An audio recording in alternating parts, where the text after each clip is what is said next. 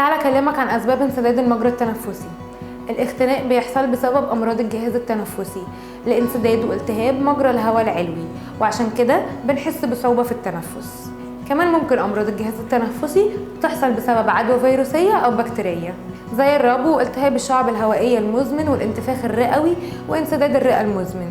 والدخان واستنشاق كمية كبيرة منه ليه عامل كبير في إحساسك بالاختناق وصعوبة في التنفس، لأن باختصار الدخان بيحتوي على غازات سامة بتكون داخل المجرى التنفسي وهي دي اللي بتسبب انسداده.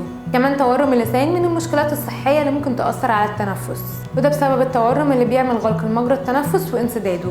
ومساعد الخدمات في حالة انسداد المجرى التنفسي بيحتاج لتنظيفه من أي حاجة متعلقة فيه، وبيتم فتح فم المريض، ومساعد الخدمات بيكون حريص على إن إيده تكون معقمة بشكل كويس جدا. بيتم تنظيف البلعوم باستخدام جهاز مخصص لشفط الأجسام الغريبة من الفم، وعملية الشفط بتكون بشكل متقطع عشان ما نسحبش الهواء اللي بيدخل لرئة المريض.